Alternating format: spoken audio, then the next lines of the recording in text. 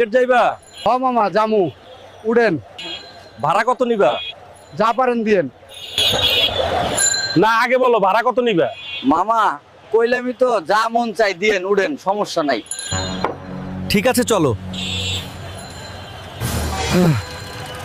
এত পরিমাণ রিক্সা এই চিকন রাস্তার মধ্যে, তাইলে জ্যাম হইব না কেন?